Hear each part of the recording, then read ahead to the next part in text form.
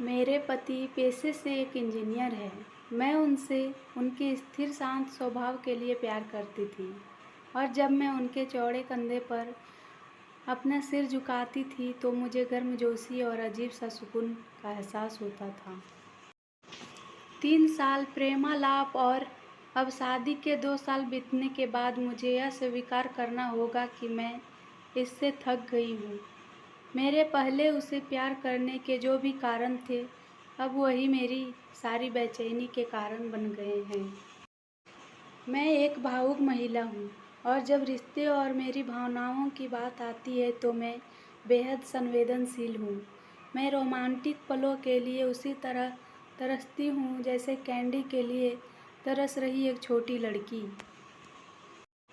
मेरे पति मेरे बिल्कुल विपरीत हैं।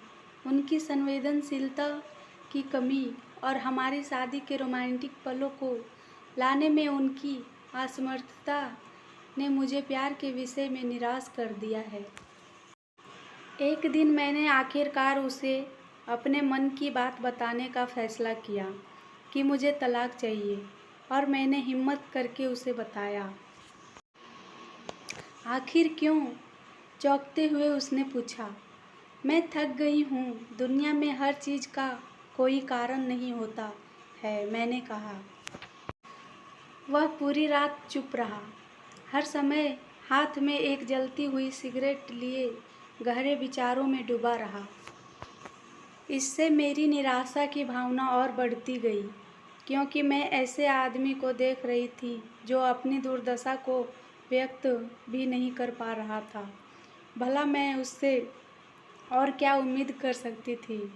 और अंत में उसने मुझसे पूछा, मैं तुम्हारा मन बदलने के लिए क्या कर सकता हूँ? किसी ने सच कहा है कि किसी के व्यक्तित्व को बदलना मुश्किल है। मुझे लगता है मेरा उस पर से विश्वास उठना शुरू हो गया है। उसकी आंखों में गहराई से देखते हुए मैंने धीरे से उत्तर दिया, मैं तुम्हें एक सवाल पूछती हूँ। अगर तुम्हारा जवाब मेरे दिल को मना सके तो मैं अपना विचार बदल दूँगी। मान लो मुझे एक पहाड़ की चट्टान पर लिखा एक फूल चाहिए और हम दोनों को ये पता हो कि उस फूल को तोड़ने से तुम्हारी मृत्यु हो जाएगी। क्या तुम मेरे लिए ऐसा करोगे? उसने कहा, मैं कल तुम्हें इसका जवाब दूंगा। उसकी प्रतिक्रिया सुनकर ही मेरी उम्मीदें धराशायी हो गई। मैं अगली सुबह उठी तो पाया कि वह चला गया था और सामने के दरवाजे के पास खाने की मेज पर दूध के गिलास के नीचे उसकी खुरदरी लिखावट के साथ कागज़ का एक टुकड़ा पड़ा था, जो पढ़े जाने पर ये बातें बयां करता था। प्रिय, मैं तुम्हारे लिए वह फूल नहीं तोड़ूंगा, लेकिन अगर तुम चाहो तो मैं तुम्हें इसके पीछे का कारण ज़रूर बताना चाहूँगा। यह पहली पंक्ति पढ़ते ही मेरे दिल के हजारों टुकड़े हो गए। फिर भी मैंने पढ़ना जारी रखा। जब तुम कंप्यूटर का इस्तेमाल करती हो तो तुम हमेशा सॉफ्टवेयर प्रोग्राम को गड़बड़ कर देती हो। अंत में तुम स्क्रीन के सामने बैठकर रोती हो। मुझे अपनी उंगलियों को जिंदा रखना पड़ेगा ताकि मैं प्रोग्राम को पुनः स्थापित करके तुम्हारे कीमती आंसू बहने से रोक सकूं। तुम हमेशा घर की चाबियां गुमा देती हो, इसलिए मुझे दरवाज़ा खोलने के लिए अपने पैरों को जिंदा रखना पड़ेगा ताकि दरवाज़ा तोड़कर तुम्हें घर के अंदर ले जा सकूं। तुम यात्रा करना पसंद करती हो, लेकिन हमेशा एक नई जगह में अपना रास्ता भूल जाती हो। मुझे तुम्हें रास्ता दिखाने के लिए अपनी आंखें जिंदा रखनी पड़ेगी। तुम्हें हमेशा ऐंठन होती है जब भी तुम्हारा पीरियड हर महीने आता है। मुझे अपनी हथेलियों को जिंदा रखना है ताकि मैं तुम्हारी पेट की ऐंठन को शांत कर सकूं। तुम्हें घर के अंदर रहना पसंद है और मुझे पता है कि तुम अंतर्मुखी व्यक्ति हो। तुम्हारी बोरियत को दूर करने के लिए मुझे तुम्हें चुटकुले और कहानियाँ सुनाने के लिए अपने मुंह को जिंदा रखना है। तुम हमेशा कंप्यूटर और टीवी देखती हो, और इससे तुम्हारे आँखों का भविष्य अच्छा नहीं होगा। मुझे अपनी आँखों को बचाना होगा ताकि जब हम बूढ़े हो जाए तो मैं तुम्हारी आँखें बन सकूं, तुम्हारे सिर के सफ़ेद हो रहे बाल चुन सकूं, तुम्हारे नाखूनों को बिना तुम्हें चोट पहुँचाए काट सकूं। मैं भी समुद्र तट पर टहलते हुए तुम्हारा हाथ पकड़ना चाहता हूँ, जैसे तुम धूप और सुंदर रेत का आनंद लेती हो और खुशी से गाने गुनगुनाती हो। उसे मैं अपने कानों से सुनता हूँ, इसलिए मेरे कान जिंदा रहने चाहिए।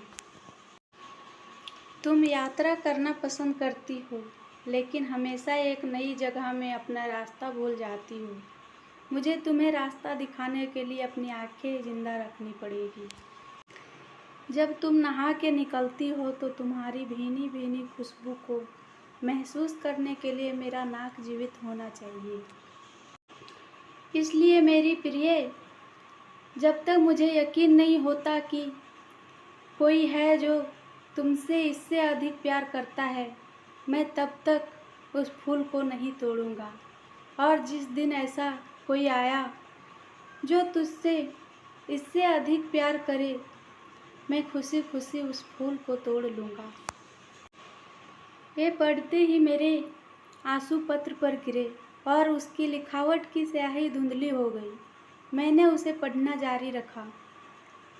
अब जब तुमने मेरा उत्तर पूरा पढ़ ही लिया है, अगर तुम संतुष्ट हो, अगर मैंने तुम्हारे दिल को मना लिया हो, तो कृपया सामने का दरवाज़ा खोलो, क्योंकि मैं बाहर खड़ा हूँ तुम्हारी पसंदीदा ब्रेड और ताज़ा दूध के साथ।